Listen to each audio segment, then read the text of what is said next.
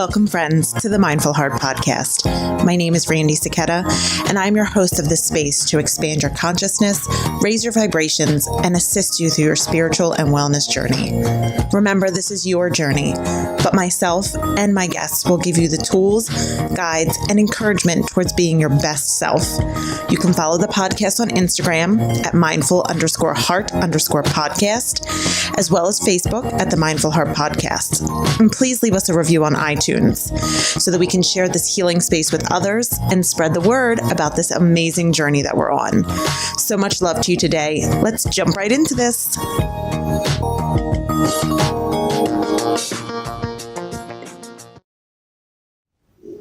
Hello, hello. Welcome to another episode. I'm really excited about tonight. I've been teasing it for a while now. Abke is going to be back on. We're going to talk about something deep, something controversial. I'm super excited. Victimization. Yeah, I have my own personal feelings about it, and I'm sure he does, and we're going to talk about it. And I hope that this is a constructive episode and people don't get too pissed off. Oh well, right? Before we jump into our interview with Aaron, I just want to mention our sponsor, Whimsy Sparkle Threads on Etsy, your one-stop shop for all of your nerdy needs. How do you like that? I just made that up. I thought that sounded better than all the other stumbling I did over it. Yeah. So check her out. If you mention the podcast, you get 10% off your first order, and you can check out my own Etsy at The Mindful Heart for all of your tie-dye needs, your one-stop shop for all of your tie-dye needs. Yeah, how you like them apples. All right, so we're going to jump into our interview with Aaron. I'm sure that you remember. Sorry.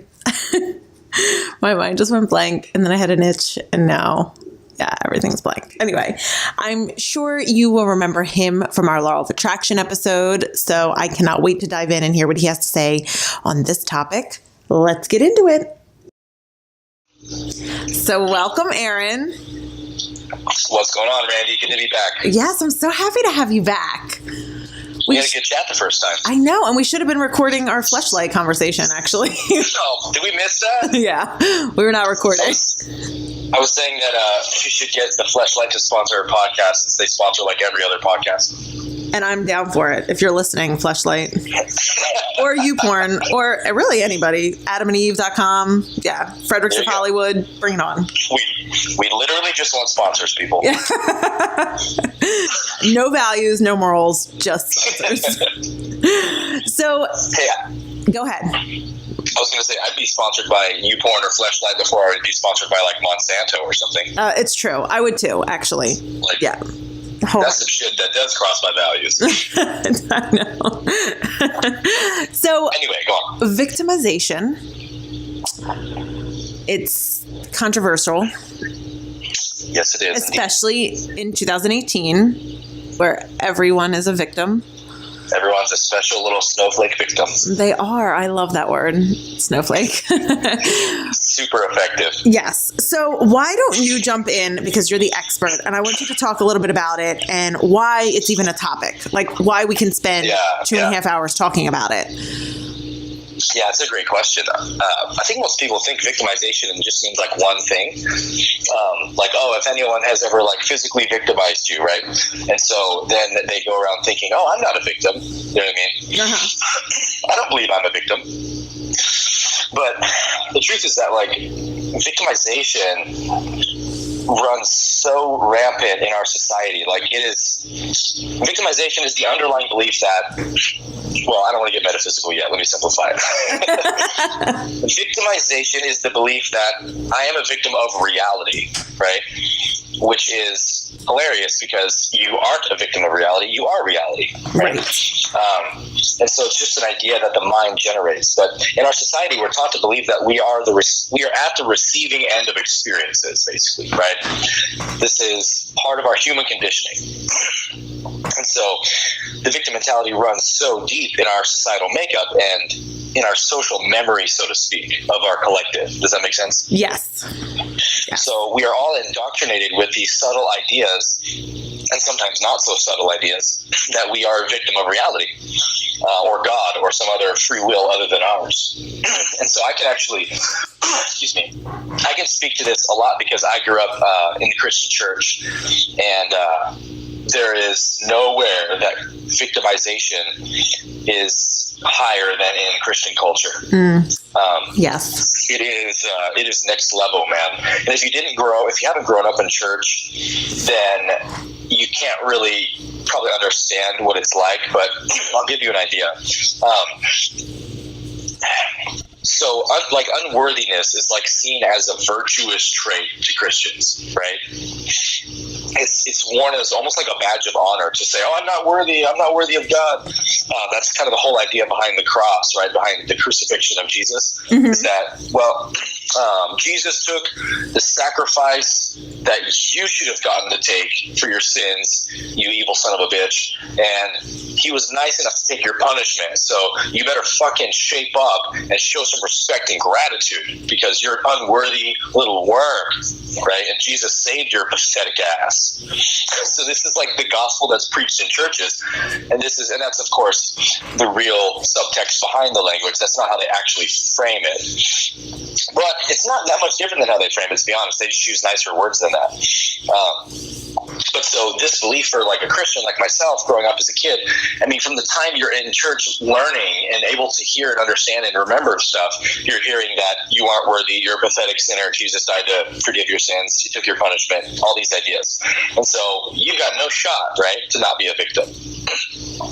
And so I was like extremely insecure as a kid growing up. I had so much social anxiety. I never felt like I was likable. I never felt like I was cool. I always felt like I was trying to prove myself to people. And it was miserable, you know. And it hasn't been until the last couple of years that I feel like I've realized my true authentic self and shed that huge weight I was wearing of insecurity and victim mentality. And it was because I grew up in that Christian culture where, I mean, for Christ's sake, all their worship songs are about it. Mm-hmm. Yeah. like you go to a church service, like a Christian evangelical church service, 90% chance when you walk in, they're going to be singing a song about how they're not worthy in some form or fashion. And if it's not right out there, it's subtle. It's like subtly hinted at all throughout the song, because that's like the whole idea behind why they're gathering there. Like, why should we all show up to this building? Well, because we're all pieces of shit and we need help. And this guy Jesus helped us,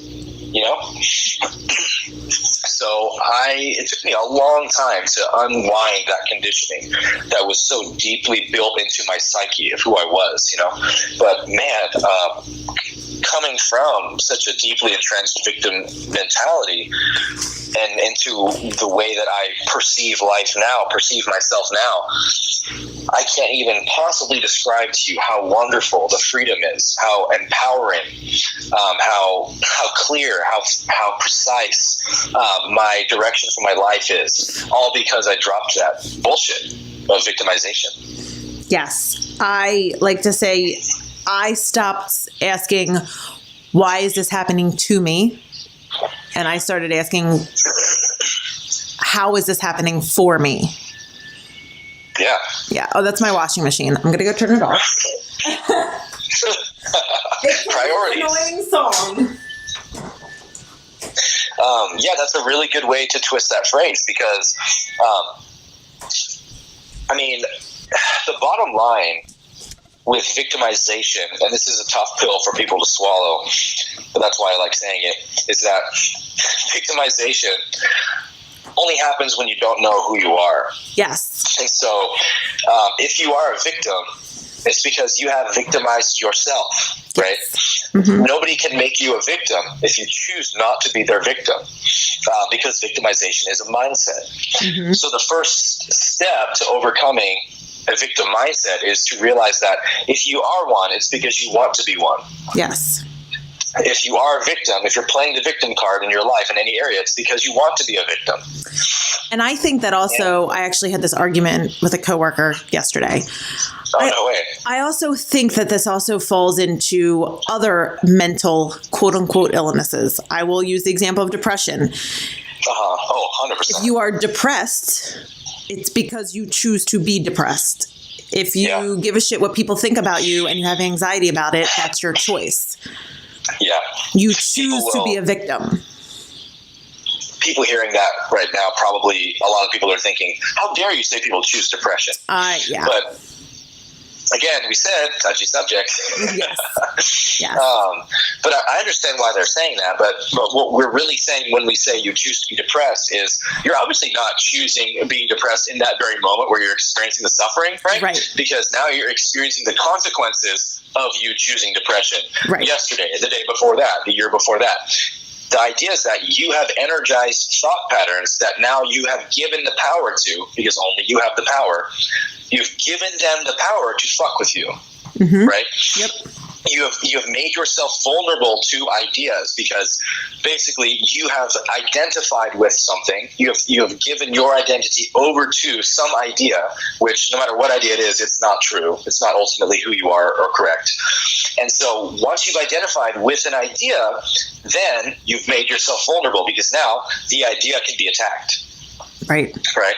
Because ideas, thoughts, opinions, labels, judgments, whatever, they are finite. They are limited things. They are not eternal things, right? And they're changing all the time, and they're subject to dissolving, to dying, to growing, to shrinking, all kinds of change. But what you really are is eternal.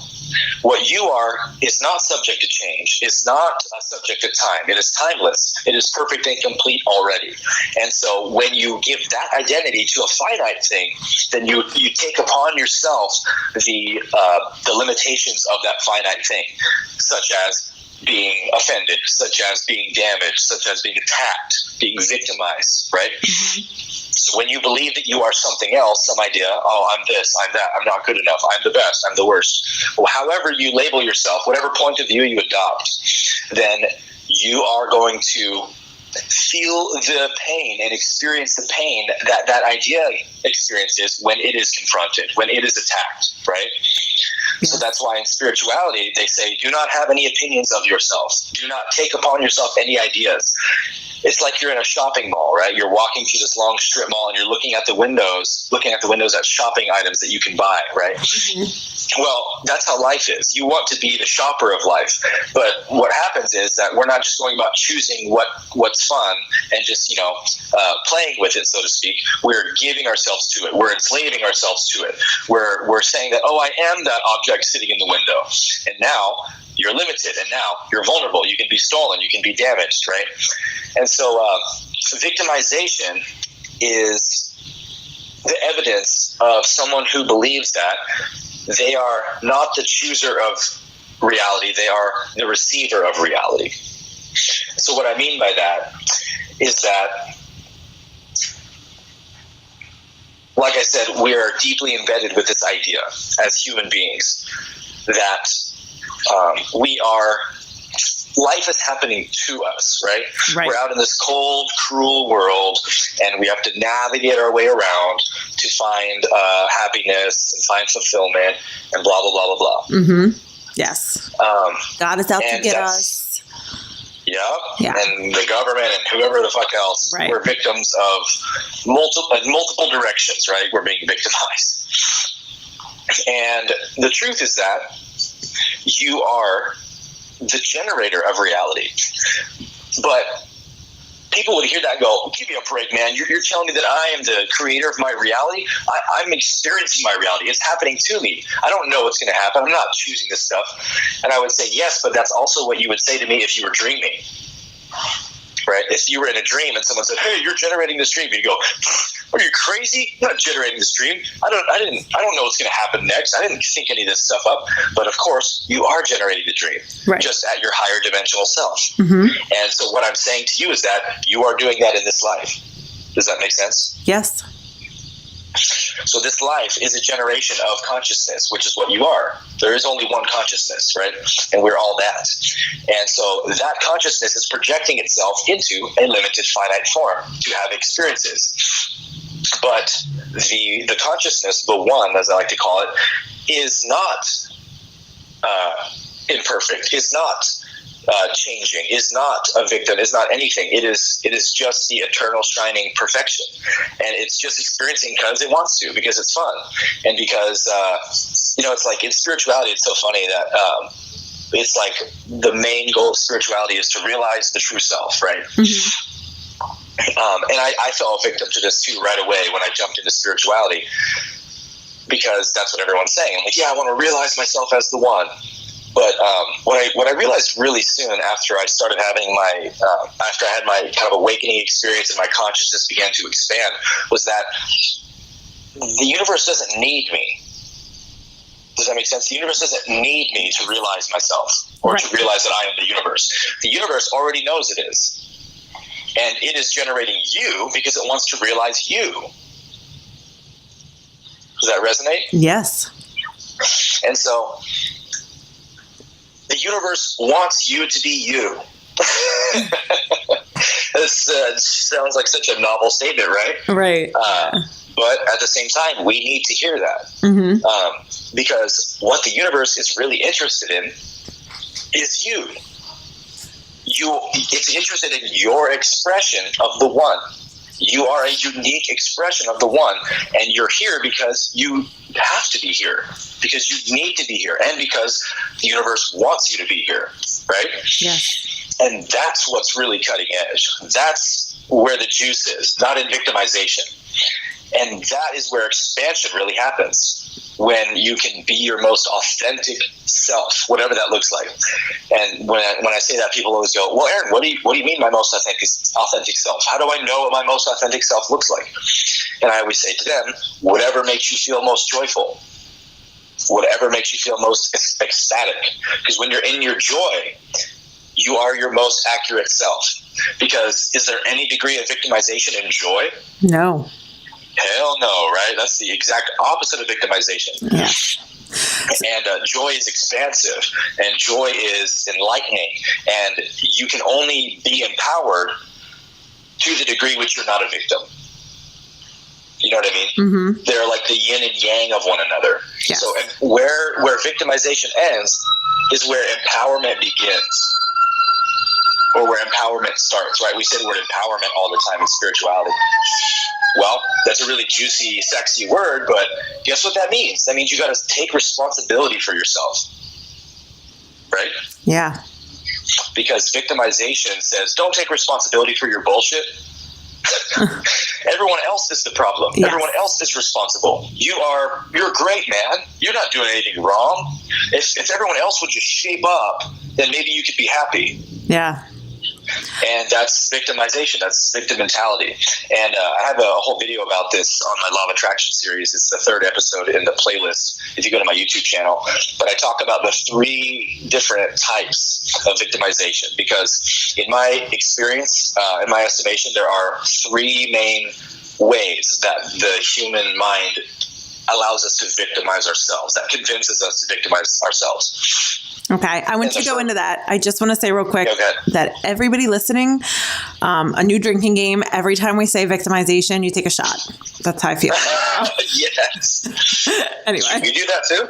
Yeah, seriously. and then see how enlightening our conversation is after it's going to get real. But yes, the 3 ways we victimize ourselves. Yes. So the first one is victim of circumstance, right? Mm-hmm. This is the idea that life always pushes me around. I can never get a break. Yes. I can never get ahead. Life's been so cruel to me. We all know people who complain like this. Oh, yes. And nobody wants to be around people like that. No. Because it's exhausting, right? And we don't buy what they're selling. Like, we don't believe them. Yeah. where we're like, no, it's your fault too, at least a little bit, right? If not 100%. Right. And so we don't want to play the game with them, but then we play the game with ourselves so easily.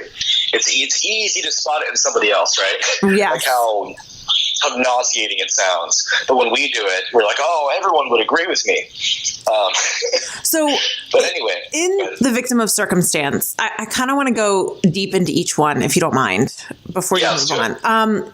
So these people are the people that are like, oh, I got a flat tire on my way to work today because, oh, it's just one more thing because last week I had to buy a new washing machine and, everything comes in threes and the world is against me and I can't get ahead because I wanted to go on vacation, but I can't because now I have to put new tires in my car.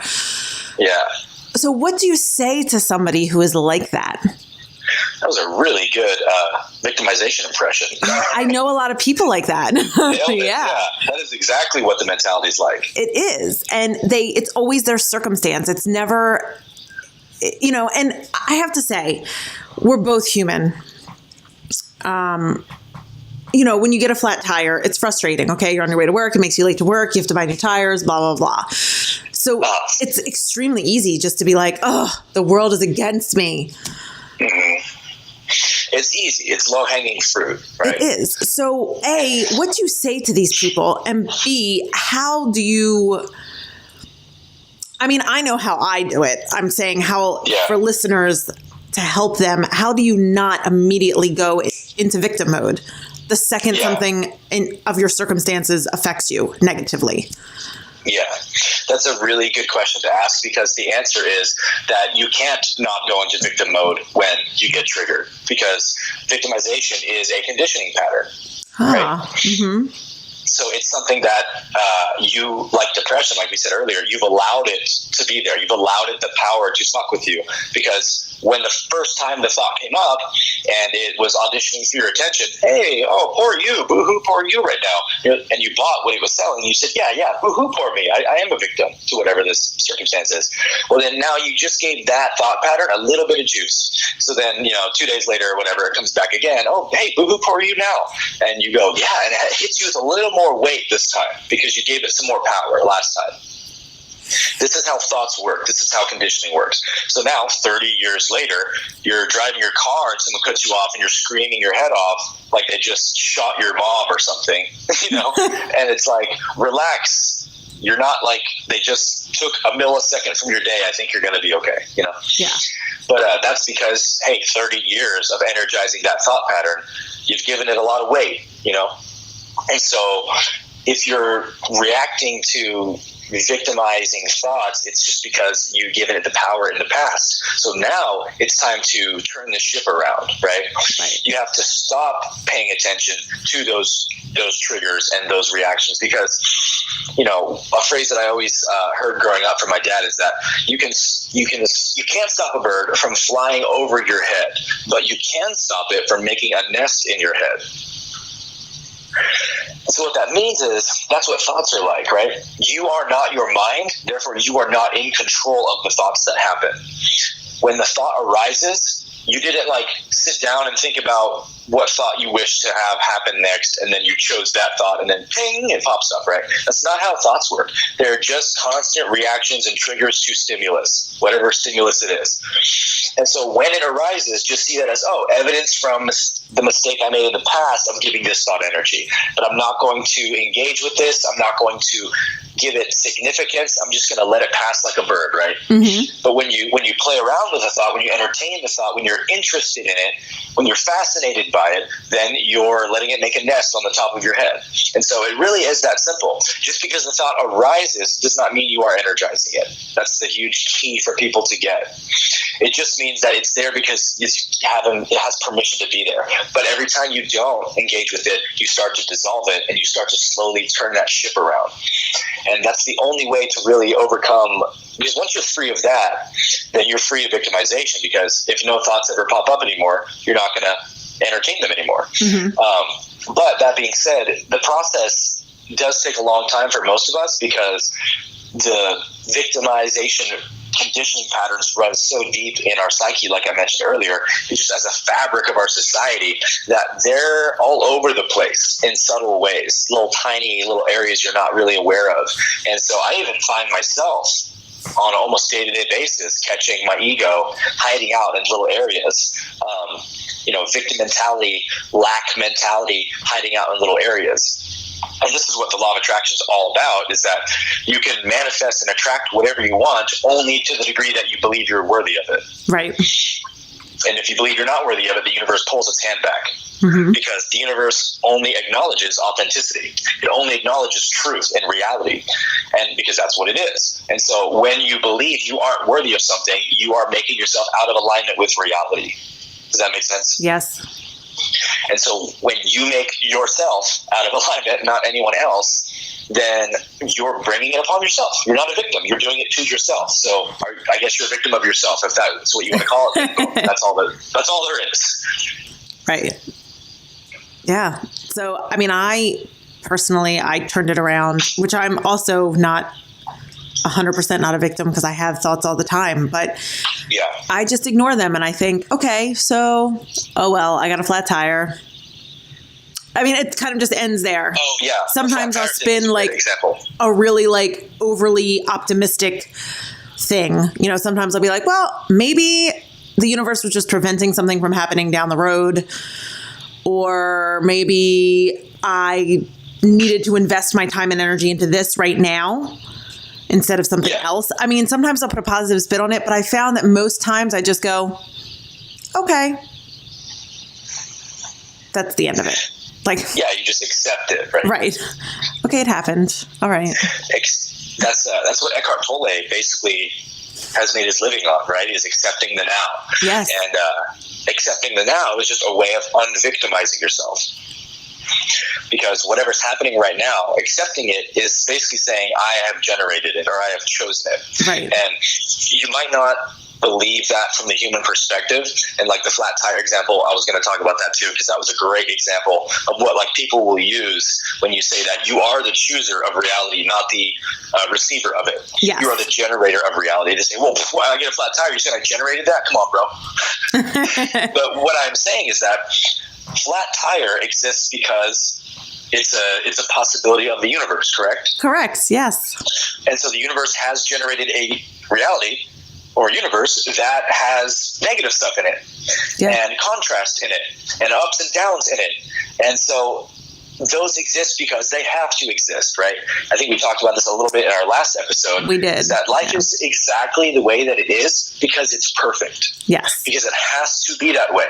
Meaning, I feel like I could make a really cool film about this. Like, imagine a movie where like people are trying to create the perfect reality or something, and they can wish whatever to happen that they want, and so they take away bad stuff, right? They go, oh, let's get rid of suffering or whatever. Like let's get rid of I don't know, you name it. And then as they do that, the good thing that is that thing's opposite disappears. Correct. But they don't know it disappears because that's what it would be like without contrast. You wouldn't even know what you're missing without the contrast of it. Mm-hmm. And so it's even worse than knowing what you're missing. And so they, as the movie goes on or whatever, they start to remember certain things like, hey, I used to remember what delicious food was like. But it's only because they removed bad tasting food, right? Right. That they don't remember what good tasting food is like. And they go, didn't food used to like be a pleasurable experience? Like, I don't know, man, that sounds crazy to me. Like, no, I think it used to be like something we did for fun. So pretty horrific idea, right? Yeah. So when you take that idea and you apply it to the universe, you go, wow, like consciousness did it. Consciousness made the most radically, incredibly perfect universe. Everything that exists has to. You can't subtract one element from it. And so that sometimes can be seen by the mind as a negative thing. Oh, no, you're saying that negativity has to exist because, we're always going to have it all sad. We're never going to have perfect heaven like Christians tell us and streets of gold forever and no suffering. Not as far as I can see, because if you did, you wouldn't know the good stuff either. And so the beautiful part is that this is where law of attraction also comes in, is that whatever happens to you is for your benefit, is for your growth. Because obviously consciousness doesn't want to suffer. It doesn't want to experience pain. Why? Because we don't like experiencing pain. We are consciousness, right? Right. And so the fact that we naturally gravitate towards pleasure, towards ecstasy, towards happiness, towards love, towards all these good, positive qualities means that's what our essential nature is. But if consciousness wants to experience itself, how's it going to do it? Well, it has to generate the necessary opposites, the necessary polarity of whatever it is. Mm-hmm. And so because consciousness is perfect, consciousness is complete, it has no missing elements, consciousness is infinite, right? Which means perfect, which means containing everything. Then it has to generate the opposite of those things. Yes. And so it does. It generates fear. It generates anger, hatred, suffering, pain, misery, etc. Mm-hmm. But here's the cool part is that you don't have to experience the same amount of negative shit that you experience of positive stuff. It just has to be there in potential. Right. Does that make sense? Yes. As long as you know what the idea of it is, that's all you need, because then you can experience the contrast of the good stuff. But that being said, suffering does allow you to enjoy those things to a greater degree, right? Yes, it does. When you really, really experience loneliness, then you really, really, really appreciate relationship. Yes. So everything is grace. Everything is for your growth, for your benefit, but you have to see it that way. Because what you see out there is just a reflection of what's in here, right? Mm-hmm. You only see what you are. And so if you believe you are a victim, then you will experience being a victim. That's it. It's that simple. Yes. And if you truly believe you're not a victim, if you know yourself to be the universe experiencing itself, if you know yourself to be God incarnate, then you can't believe you're a victim anymore. Yes. Because you're generating this reality. So, back to the flat tire. If you have a flat tire, it's because you generated the flat tire. It's because the universe needs the flat tire. It needs the dark and the light. Yep, it has a reason for being there. And actually, that's in the Bible, too. It's in, what book is it? Some Old Testament book. It says, do I, the Lord, not create both light and darkness? And that passage used to scare me as a Christian because I'm like, oh no, that means God creates evil too? Like, I don't want to believe in a God like that. But now it makes so much sense. Right. From a non-dualistic standpoint. And it's beautiful. It frees you. I would just like to use also the example. I could never say it as eloquently as you. You're just so amazing with your words. But thank you. If you've ever spoken to somebody who lives in Alaska, they have months where there's no darkness. Like they have 20 hours of sunlight and all that nonsense. Yep. And to some people, they may think that sounds glorious to never have darkness, to have sunlight all the time. This is such a good example. Yeah. Speak to somebody that lives there, that has grown up there, and they will tell you they miss the darkness. Yeah. And vice versa, because they also have like months where they have no light. Yeah. Yeah, that's such a good example, man. I'm so glad you brought that example up. Because we see darkness as potentially like the negative, right? Yes. But like there's so much beauty in darkness. It is. There really is. There really is. Like, and I don't mean like beauty and evil, like molestation, rape, murder. I'm not talking about that kind of darkness. I'm talking about like suffering, psychological suffering, forgetting who you are, making yourself vulnerable to false identities and experiencing the consequences of that. All the kinds of quote unquote darkness that teach you who you are. Yes. Because, it's like we're all stars, but we won't see who we are unless it gets dark, right? You only see the stars when it's dark. And we all love to stargaze, right? Yeah. And who has ever grown and not from suffering? Like, I would love to meet somebody who realized their authentic self, who grew as a person, however they decided to grow, but they didn't suffer at all. You have to suffer. You do. Yep. You do. Has there ever been a movie made with no contrast in it, with just this all 100% happy-go-lucky, no rising action, no nothing? You know what I mean? No, exactly. No. Exactly. And what are movies? Ever been made? And movies are modeled after what? Life. Reality. Yeah. Yeah. Precisely. And like if the universe wants to know itself, if it wants to like learn about itself, it has to suffer. It has to experience what its opposite is. Yes. And so suffering, all of reality, all of the universe is the universe realizing what it is through what it's not. That's why we don't like suffering, or that's why we don't like negativity. We don't like fear. We don't like victimization. We don't like lack, anger, etc. Because it's not true. It's not what we are. But again, that's the only way that God can know itself, is through those things. And so there's beauty in that. There's beauty in that darkness. Yes, there is. Yes. So I have a whole bunch of questions, but I want you to move on and do 2 and 3. You can just like rapid fire them whenever they apply. Yeah, I know.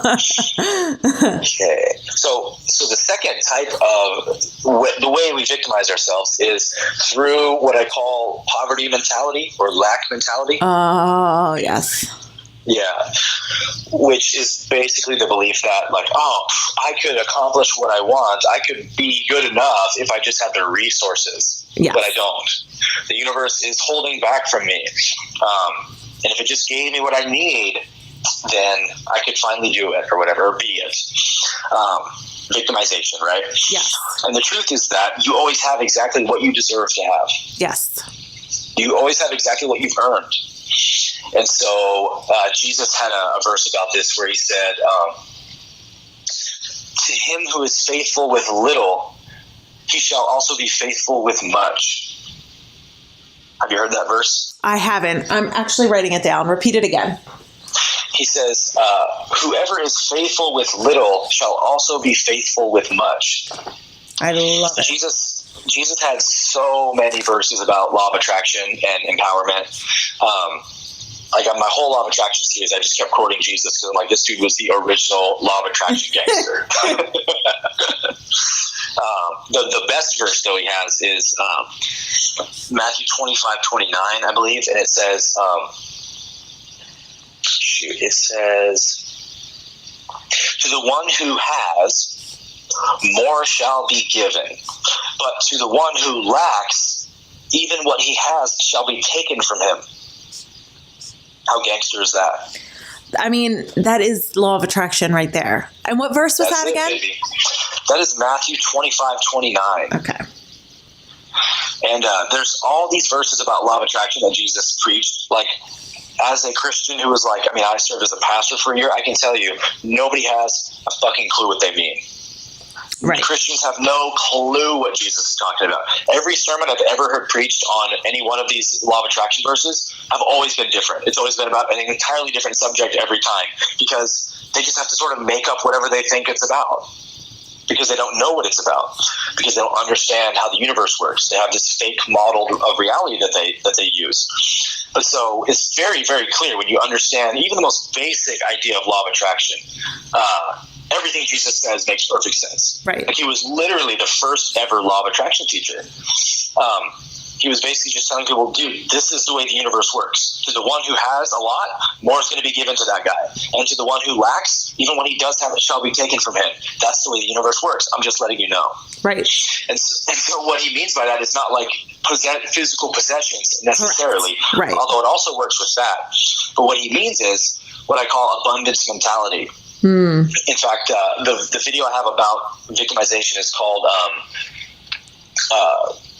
Living from Abundance, Overcoming Victimization. And so abundance mentality is basically the opposite of that, which is like, I possess everything I need. I am all powerful. I am all capable. And so that's what Jesus means by that verse, is he's saying, to the one who has abundance in here, inside already, then more will be given. Because you always attract what you are, right? You don't attract what you want, you attract what you are. And so when you become abundance as a mentality, as a state of being, then you attract abundance. And when you become a victim as a state of being, as an idea, then you are going to be stolen from. Because the universe is just a servant, right? It's just a waitress. It's just giving you whatever you're ordering. Correct. But we are ordering, not with our words, oh, I really want to manifest a new job, right, or whatever it is. You are manifesting with our vibrational state. We are manifesting with our desires. So if you want a better idea about this, I also did a video called The Desire Effect on my channel. It's in the Law of Attraction Epilogue series. And I talk about the fact that the universe is taking your order, not on your words, not even on your thoughts, which most Law of Attraction teachers say, which is wrong. Your thoughts don't create reality. The universe is reading the very first movement of your consciousness, right? Mm-hmm. And so what is that? What is the very first movement? Well, if we look at quantum physics calls it the observer effect. And it basically says that, when they observe a quantum particle, it takes a form, right? The wave collapses into a subatomic particle, and it appears in one location in time and space. But when it's not being observed, it is in a superposition, right? It is occupying all the space in the universe. And when it is observed, boom, it collapses the waveform into a specific position. And that's what the law of attraction is. That's exactly how it works. But the observer effect, the name the observer effect, is like a subtle error, you could say, on the part of scientists who just don't quite understand the nature of consciousness yet. The first movement of consciousness is not observing something. What has to come prior to an observation? And the answer is the intention. Okay. The desire to observe is before the observation. Does that make sense? Yes. If you don't want to look at the particle, you will not look at the particle. Correct. And so they call it the observer effect because, that's what they experienced. But what was actually happening is that their desire to observe was what was really collapsing the waveforms. Because if they didn't desire to look and to study, they wouldn't have collapsed the waveforms. So that's very, very, very subtle. But that is just the way the universe is. The universe is just energy. It's all energy and motion. And so whatever the first movement of energy is what is the cue that the universe takes to know what you're ordering. So that's why I said if you are a victim, it's because you want to be a victim, because you always have exactly what you desire. You always have exactly what you want. The universe is a perfect servant. It's never committed an injustice. And so I said, thoughts don't create reality. Desire creates reality. And so sometimes we're not honest with ourselves about what we really, really want, right? We ultimately do, like our true self does want all the good stuff, but the mind convinces us that we might find the good stuff through bad stuff, right? Mm-hmm. If you want to be successful, well, try adopting this victimization mentality because, hey, it feels good to not take responsibility for why you're a failure. Right. And so you adopt the mentality and say, I could have succeeded if I'd had a better start like Trump did. He was given money and I wasn't. It's unfair, Yes. Whatever your excuse is. And so you generate that reality because you agreed with that thought. And so that means you were interested in it. You desired it. And so basically, as long as you're adopting a point of view, you're always going to be limited by that point of view. Does that make sense? You always take upon yourself the limitations of whatever you are identifying with.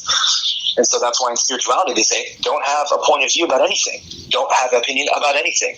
Because then you can actually see life with perfect clarity. You can see everything for exactly what it is. Because if you're putting on a point of view, it's like you're putting on a pair of sunglasses. You're putting on this filter that you see reality through. So if you're wearing orange sunglasses and you're looking around at the world, someone says to you, hey, look at this blue table. You're going to go, bro, you're crazy. That table's orange. I'm seeing it right now. But you're actually just seeing what you are choosing to see. You're actually just seeing you're seeing a reflection of what you are. You are wearing orange sunglasses, right? Right. And so when you establish a point of view, it's very difficult to get a new one because points of view reinforce themselves. And so that's why victimization is so popular. It's so common. It's so prevalent because, man, it's really juicy. It really works, right? Like we don't want to take, or I should say the ego doesn't want to take responsibility for its bullshit. Yeah. It doesn't like having its bullshit pointed out. And so people would much rather buy the idea that they're not responsible for their life.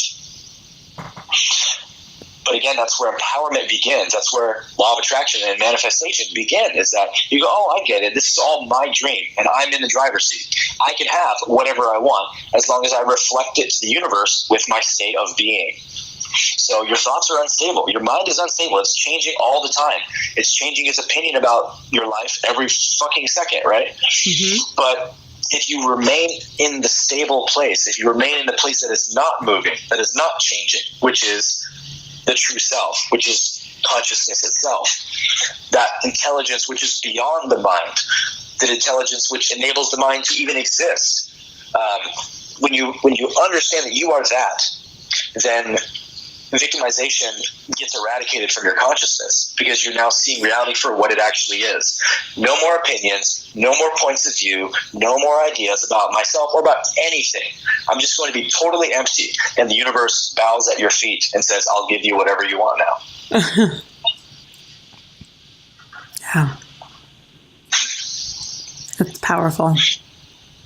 Yeah, that's why they call it empowerment, right? Yeah, that's true. That's true. So what is number 3? So number 3 is, I think I already touched on it, it's the unworthiness. Okay. I am not worthy to receive XYZ. And this is the one I was most familiar with growing up in Christianity. Yes. I'm not good enough for God's love, but somehow he loves me anyway. Right. I mean, that is just the most horseshit idea ever invented. Yes. God, especially you're not because worthy of love. The universe is right. love. Yes. I mean, everything is love. You don't even need to go that far, though. I mean, you don't, but I'm just saying. Fallacy. Like, yeah. Like, that should be the most obvious thing, right? Right. But, like you're telling me that you aren't worthy of something, yet God gives it to you anyways. That's ridiculous. Right. It's that's like saying, oh, Hitler isn't worthy of my child, but I gave him my child anyways. What? You wouldn't give Hitler your child. Hitler doesn't deserve your child. He's a monster, right? Right. Oh, Jesus died for your sins, even though you're a worthless piece of shit. I'm sorry, but nobody trades dirt for gold. Yeah. That's not a worthy exchange. And the Lord, the supreme Lord of the universe, isn't stupid. It's not going to trade dirt for gold. If you are really a sack of shit, he's not going to butcher himself on a cross for you. No. Because a piece of shit doesn't deserve to be butchered for. You're only loved by God because you're worthy of it. And I was going to say this at the very beginning. My definition of how to know if you are a victim or how to know if you've victimized yourself is if you don't know that you are fucking amazing, you are incredible, you are mind-blowing, you are powerful beyond measure, then you are a victim. It's that simple. Because that's the truth of what you really are. Mm-hmm. The universe is worthy of whatever it wants, because it is it, right? Right. It's not like the universe isn't worthy of whatever it wants, like good or bad or whatever it's desiring. That doesn't even apply. That idea doesn't even apply. And so, like, you exist because the universe wanted you to exist, because you have a reason for existing, because you are one of the ways it knows itself. And so, in spirituality, people get, unworthiness goes so deep in our psyche that we can't really accept the fact that I am the one. I am consciousness itself. I am the self, because we don't believe we're worthy of it. Mm-hmm. And so that's arrogance. That's not humility. That's arrogance. That is arrogance masquerading as humility. Oh, I'm not worthy. I'm not worthy. Excuse me. Hi. Let me question that idea real quick. Worthy of what? I'm not worthy of all that there is. Okay, yeah. Guess what? You can't be worthy of all that there is. Right. You can't earn infinity. You can only be infinity. And so you already are that. And so because you already are the one, you as this individuation of consciousness, this human body, this body mind, you are something that the universe is doing, right? Mm-hmm. Duh. We can look at anything else. We can look at a plant, a flower, animal, a tree, nature, stars. We can say, look at all the beautiful things the universe is doing. But when someone points at you, you go, oh, no, not me, though. I am not also an expression of the one infinite creator. Yeah, you are. You are literally an expression of the divine. Like, you are literally an expression of the divine. Yes. Let that sink in. The way you paint or draw something, right? you paint or draw something to express yourself, right? Right. You want to express yourself in an artistic form. And so you'd be really bummed out if your drawing or your painting just kept erasing itself and saying, I'm not worthy. Or like, I need to realize myself as the painter, not the painting. You'd be like, dude, what the fuck? Like, that's lame. You're missing the point. Yeah. You already are an expression of the painter. But, and here's where it's cutting edge, the painter wants you to be the painting. That's why it painted you. The universe wants you to be you. Because the one loves to express itself. God loves to express itself because it's infinite and there's no end to its expression. So you are unique. There's only one you, and the universe wants you to be that. But there are no unique victims. No. There's no such thing as a unique victim. All your victims are automatons. They're all the same. Oh, boo-hoo, poor me. Oh, I'm not good enough. Oh, I wonder what this victim over here in this corner of the room is going to say. Oh, guess what? Life has been so cruel to me. Oh, funny. That's what the last victim said. Can I get a unique victim, please? Yeah. Yeah. That doesn't exist. But if you go to a room full of people, are you going to meet the same Randy somewhere else? No. Are you going to meet the same Aaron somewhere else? No. There's only one. No. So be that, right? Be your best, most powerful, authentic, expansive, expressive self, because that's what the universe wants you to be. So I want to bring something up about, and again, I don't want to be attacking Christianity, but it's primarily, it's primarily occurs in Christianity. So as a victim, any Christians that I have known that are victims, all of them are, they all do the same thing, though. They all say, God saved me, or I couldn't have gotten out of my slump without God. Yeah. Or, oh, I made it out of this car accident where I was a victim of my circumstance because somebody hit me because they ran a red light. But, God saved me. God saved me. Yeah. God didn't save you because you aren't a victim. So I feel like that's almost, I don't know how to say what I'm trying to say. So I feel like you're still not taking responsibility for anything. You're still a victim. Well, it's a really, really enticing, sort of sexy way to not take responsibility, right? Because you go, oh, well, don't blame me for not taking responsibility. It's God's fault, basically, right? God is the one who made me this way, and which that's why it's arrogant, because essentially the victim mentality or the ego mentality, unworthiness is saying, woe is me, I'm a worm, I'm not good enough. But if I was, I'd be shit. Right? That's what it's saying. It's really saying, I'm not good enough, and I'm crying and boo-hooing about it because I wish I was. There's the arrogance. Hi, we see you there, hiding behind victimization. Right. That's how it's so crafty. It's as crafty as the mind is, you have to be equally wise. You have to be wise to its games because it's super crafty. Like Jesus said, it comes as a thief in the night. It's not playing by the rules. It's not playing fair with you. It is taking every possible advantage against you that it can get. And so you have to understand that and stay rooted in what you know is the truth. And you have to reinforce the truth constantly. But again, not with just your thoughts, with your state of being. Right. Right. So those people are just, like you said, a fancy way of not owning up to anything, basically. Yeah, it's a really, really sexy way of not taking responsibility, basically. Because it's, if you can blame God for something, you get off scotch-free. That's very true. Addicts is one of the biggest thing that comes to mind. Addicts, 12 steps is rooted in Christianity. So addicts are very often, God saved them. Yeah. And that's true. God did save them. But they're God, so they save themselves. Exactly. They save themselves. Yeah. And one thing I did also want to say, just to touch on this topic really shortly, because I'm sure that there's like a ton of listeners thinking this, like, what about someone who's been taken advantage of by someone? Oh, right? That was going to be my next question. What about deep trauma? The trauma we're not allowed to talk about, like molestation, rape, child abuse, domestic violence. All this stuff. I was going to touch on that.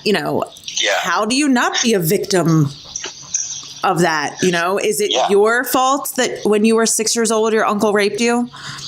Yep. Yeah, it's like, it's so important for people to get this, because there's such a huge percentage of our population that has experienced some kind of abuse, whether it's sexual abuse or just like physical abuse, like somebody that beat them growing up or whatever. You know, I would say at least 50%, right, of people have experienced that, if not more. If not more, right. And, you know, we've all been abused in some way at one time or another. But here's the idea. The ego gets so attached to its position as a victim when an incident as extreme or intense as rape or physical violence occurs to them on a regular basis. And understandably so. That's a terrible, terrible thing to experience. But they have to be willing to let go of the idea that I was a victim. And what I mean by that is people's actions are only ever a reflection on them, right? And so that idea of keeping yourself a victim means that, oh, I was victimized because the victimizer saw me worthy of it in some way. Like I essentially earned what happened to me in some way. Like I deserved it or something. And like it was a reflection on me that their actions, they did this to me. But when you understand that their actions were only a reflection on them, showing you what a piece of shit they are, right? Yes. Then you're free from that idea, because you kind of subtly, you know, when you experience something that terrible, it's so easy to cling to the idea or the feeling that I am the piece of shit that they are, because like they rubbed off on me, like, you know, they contaminated me. But no, they didn't. No, nothing contaminates you that you don't allow to. You are only somebody else's victim if you choose to be their victim. Correct. And I just want to interject. It's just like any monster, quote unquote, okay? Serial killer, abuser, molester. I would say 95% of them were also abused, molested, raped. Yes. For the reason that you just said. Totally. Because they do it to themselves because of themselves. Yep. They are suffering. Correct. And if they never move out of that suffering, that's all you know. Yes. Yeah, and because they are suffering, they are seeking to relieve their suffering by inflicting suffering. Yes. And that is, of course, just law of attraction. They're actually just creating more suffering. Yes. But the freedom comes when you understand that idea right there, that was just a reflection that they were a piece of shit. And yes, they might have had a physical superiority over me, so they were able to do something to my physical body, but luckily I'm not my physical body. I experienced my physical body being raped, or whatever the case was, being beaten, but I am not that physical body. Therefore, I am not a victim. You're essentially just watching a movie of your life, but you are beyond that movie. You are beyond that experience. Why would you stay stuck as somebody else's victim when you're greater than that, right? Don't let that piece of shit person ruin the rest of your life. Don't assume their victimhood that they tried to impose on you. You don't have to have it if you don't want to have it. If you choose to say, no, fuck that, I'm not your victim. We see that all over the internet, right? The Me Too movement, that's what that is. It's like this super powerful energy, right? Of like people talking to their attacker, talking to their victimizer and saying, you don't own me. You can't affect me. I still went to work today. I'm still going to be myself today because your piece of shit ass is not going to ruin my life. I'm not going to let my amazing life, my energy space, my identity be smeared by you just because you're a piece of shit. I'm taking my power back, right? And we all clap and we shout and we stand because that is true power right there. Yeah. We love watching movies about that, right? Where the hero, even in the moment where he's in his enemy's class and the enemy is about to, seek his destruction on him, and the main character stays courageous and says, no, like, you can take everything from me, but the last thing you can't take is my courage, is my identity, my power. You cannot take my power from me. I'll die on my sword before that happens. And we all get goosebumps, right? We go, wow, such courage. I wish I could be so bold. But we love that because that's true. You aren't anybody's victim unless you want to be their victim, unless you choose to be. So take your power back and say, no, I'm not even going to let that person isn't even deserve my thoughts anymore. And that's easier said than done, of course, because an incident like that creates very heavy conditioning patterns. But you can dissolve those. People do it all the time. You just have to know who you are. Empowerment begins by knowing who you are, and victimization begins by not knowing who you are. Can I ask about a little different topic, but it goes hand in hand with the heavy trauma? Yeah. And what about forgiveness? What about it? So I have always just my own thing. I feel like you can't move on from a situation where you quote unquote would feel victimized. Okay.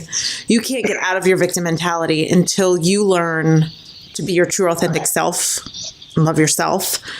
And for me, you have to, in order to let go, you have to forgive, you have to accept, you have to let go. Yeah. I just wanted your thoughts on that, because I don't know if, after we've been talking tonight, I don't know if forgiveness is really, that might keep you in the victim state. Well, yeah, it depends on the way you're perceiving your forgiveness. Okay. But, like true forgiveness is power. Because true forgiveness is like unshackling yourself from the chains.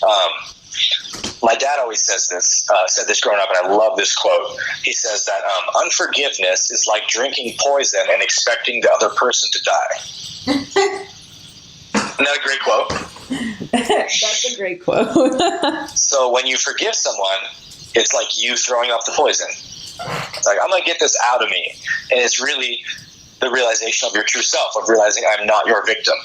Because the highest intelligence, divine intelligence, which is outside of all of time and space, which is perceiving every possible reality at all times, it knows the truth about everything. And so every action has a cause, right, in the universe. Everything is basically like caused by something prior to itself. And so this idea is the framework that true intelligence sees reality from. So like you were saying, imagine this poor little boy who gets sexually abused and beaten, his whole life growing up, and he grows up to be a rapist or a serial killer or whatever. Once we understand how brutalized this kid was, we go, oh my God, like you feel terrible for him. You're like, no wonder he's so psychotic, Right. You release him from that. And so that's actually how everything is, because everyone is just the true self. Everything is God experiencing itself, but it is lost in its projection. It is lost in its dream, its story. It doesn't know who it is. It doesn't know itself anymore. And so suffering or pain that we experience is like a return call home. I like to define it as like the safety mechanism that consciousness created in the universe to keep itself from getting too lost in the material world, right? Because the farther you go into the material world, the more suffering you experience. And suffering is basically a message consciousness sends itself or has created for itself to say, come back home. Right? Return to your true self. You have lost yourself out in the world of things. You have lost yourself out in identity, attachments, labels, points of view. And you've given that identity over to things that are finite, that aren't ultimately what you are.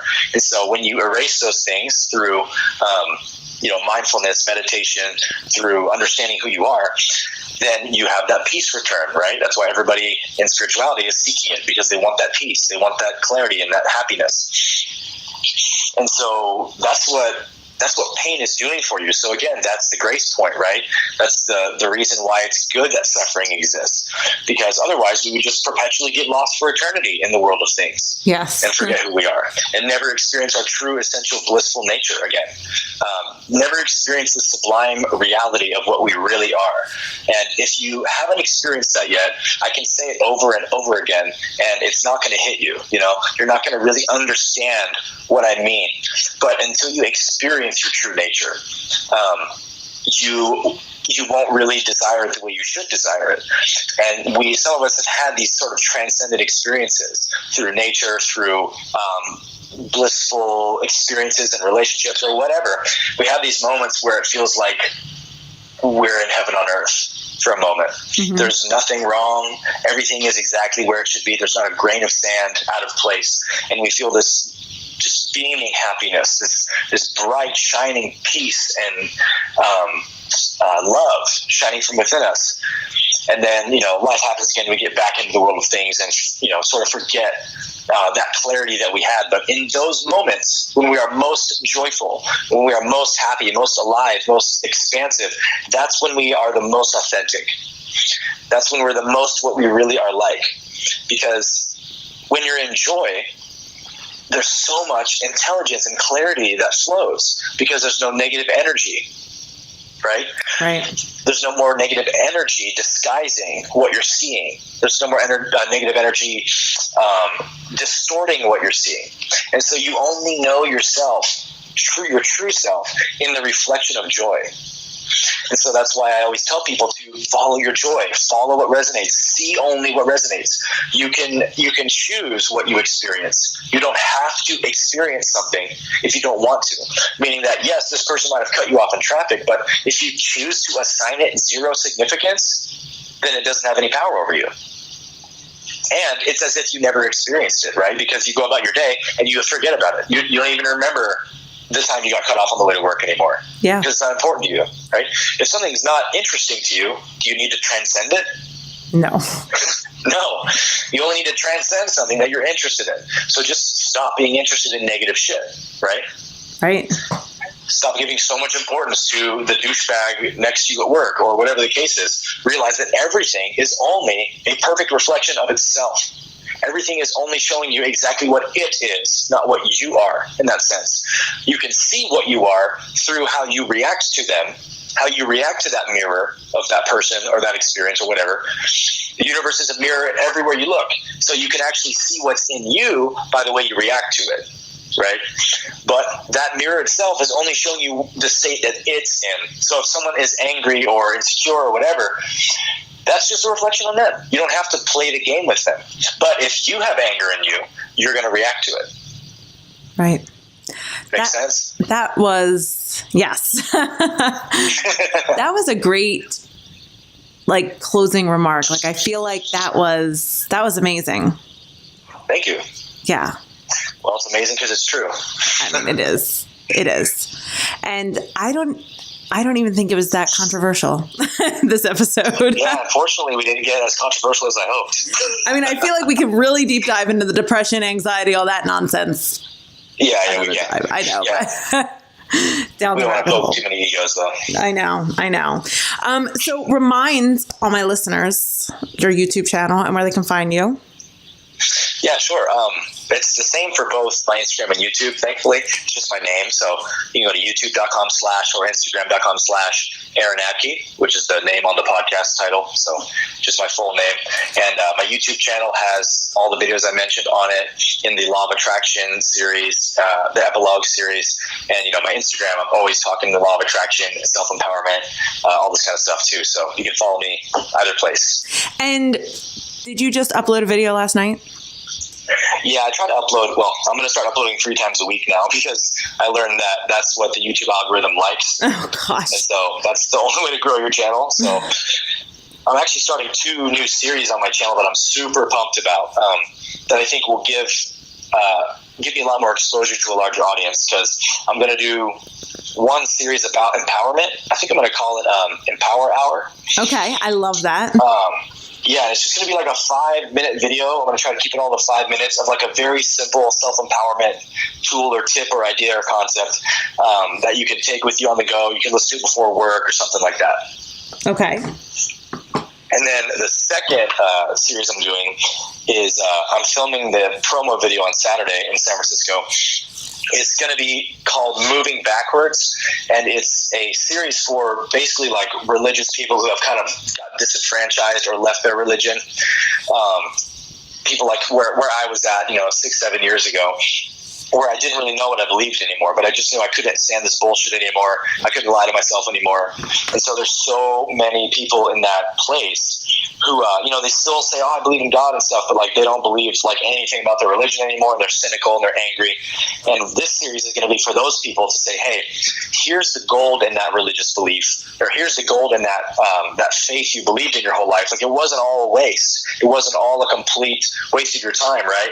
There is still golden nuggets to these truths, but here's where all the bullshit is, and here's why it's bullshit, and here's the stuff you can cast out, and then here's the treasures that you can keep and learn from, Right. So it's really about kind of rescuing religion and rescuing the Bible and Christianity and all those concepts from those destructive, egoic beliefs that have just contaminated the religion. Because I'm passionate about it. I love Christianity. I love the Bible. I love all of it.